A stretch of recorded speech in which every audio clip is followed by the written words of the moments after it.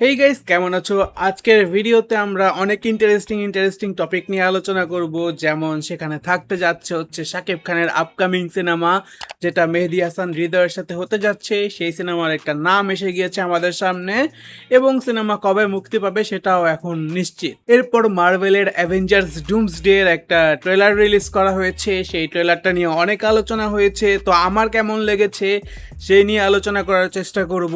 এর সাথেও ইন্ডিয়ান এবং বাংলাদেশি কিছু সিনেমার ছোটখাটো আপডেট আছে, সেগুলো তোমাদেরকে জানিয়ে দেব। তো হ্যাঁ, এই 15 দিন ফিফা ওয়ার্ল্ড কাপের জন্য তেমন একটা ভিডিও দেওয়া হয় নাই, তো সেই সব কিছুর কমতিটাকে একটা ভিডিওতে গুছিয়ে তোমাদেরকে বলার চেষ্টা করব। তো তোমরা যারা যারা সিনেমা রিলেটেড সকল নিউজ জানতে চাও তারা এই ভিডিওটা দেখতে পারো। তো প্রথমে আসা যাক হচ্ছে মেহেদী হাসান হৃদয়ের আপকামিং সিনেমার কাছে, যেটা মূলত শাকিব খানের সাথে হবে।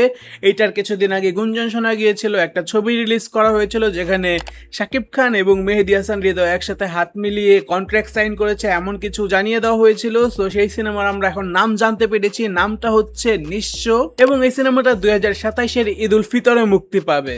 মেহেদী হাসান এখন বাংলাদেশের এমন একজন ডিরেক্টর হয়ে গিয়েছে যে মূলত রায়হান রাফির পর বাংলাদেশের সব থেকে বেশি ডিমান্ডে থাকা ডিরেক্টর, কারণ তার আপকামিং প্রজেক্টগুলো অনেক ইন্টারেস্টিং মনে হচ্ছে এবং সেগুলো একেবারে বলা যায় যে এক্সাইটিং হওয়ার মতো কিছু। যেমন তার একটা আপকামিং প্রজেক্ট হতে যাচ্ছে নুসরাত ফারিয়ার সাথে, হয়তোবা সেটার নাম হচ্ছে লাপাত্তা। এরপর অক্টোবর মাসে তো তার বিদায় সিনেমা রিলিজ পাবেই, এবং তারপরে হচ্ছে 2027-এর ঈদ উল ফিতরে মুক্তি পাবে হচ্ছে এই নিঃস্ব সিনেমাটা, যেটা মূলত শুটিং শুরু করবে হচ্ছে নভেম্বর মাসে। এখন আসা যাক বাংলাদেশে আরেকজন হিরো আরিফিন শুভর কাছে। তারও একটা প্রজেক্ট সামনে রিলিজ পাবে যার নাম হচ্ছে হ্যাপিলি ম্যারেড। মূলত এই ওয়েব ফিল্মটা মুক্তি পাবে হচ্ছে চরকিতে, এবং এখানে মূলত আরিফিন শুভর সাথে জুটি বাঁধছে হচ্ছে কেয়া পায়েল।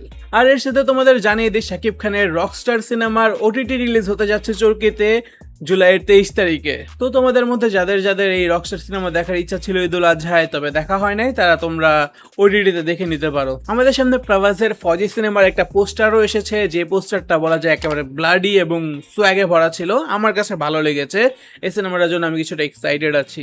এর সাথে এস রাজামৌলির বানারসি সিনেমা থেকে প্রিয়াঙ্কা চোপড়ার একটা লুক রিলিজ করা হয়েছে, যে লুকটা আমার আসলে অনেক পছন্দ হয়েছে। কারণ প্রথম লুকে আমরা দেখেছিলাম একটা হলুদ শাড়িতে, তো এখন দেখছি একেবারে ব্ল্যাক একটা ড্রেসে। তো মনে হচ্ছে যে সিনেমাটার ভ্যারিয়েশন অনেক ইউনিক হতে যাচ্ছে। এখন সবশেষে আসা যাক হচ্ছে মার্ভেলের অ্যাভেঞ্জার্স ডুমসডে ট্রেলারের কাছে। এই ট্রেলারটা আমার কাছে ভালো লেগেছে কিছু অংশে, আবার কিছু অংশে মনে হয়েছে যে না, আরো ভালো করা যেত। থর, তারপর হচ্ছে ডক্টর ডুম এবং স্টিভ রজার্স যখন দেখা যায় তখন মনে হয় যে অ্যাকচুয়ালি আমরা ইম্পর্টেন্ট কিছু দেখছি। কিন্তু যখন আবার ফ্যান্টাস্টিক ফোর, নিউ অ্যাভেঞ্জার্স, তারপর হচ্ছে যেমন ক্যারেক্টার আমরা সিরিজে দেখে আসছি সেই ক্যারেক্টারগুলো দেখি, তখন মনে হয় কি যে না, সেই অ্যাভেঞ্জার্স লেভেলের ভাইবটা নাই। বাট হ্যাঁ, বিগত 3-4 বছরে যদি বলা যায় মার্ভেলের অবস্থা যেটা ছিল সেটার তুলনায় এই ট্রেলারটা অসাধারণ হয়েছে। স্পাইডারম্যানের মুভির জন্য এক্সাইটেড আছি, শুধু যদি এই স্পাইডারম্যান মুভিতে ভালোভাবে কিছু জায়গায় ডক্টর ডুমকে ইন্ট্রোডিউস করে দেওয়া হয়, তাহলে বলা যায় যে ডক্টর ডুম মুভিটা একেবারে অসাধারণ হতে যাচ্ছে। সবকিছু মিলিয়ে আমার অ্যাভেঞ্জার্স ডুমসডে ট্রেলারটা ভালো লেগেছে এবং সিনেমাটার জন্য আমি এক্সাইটেড আছি। তোমাদের কেমন লেগেছে সেই ট্রেলারটা সেটা কমেন্টে জানাতে পারো। দেখা হবে তোমাদের সাথে পরের ভিডিওতে। বাই।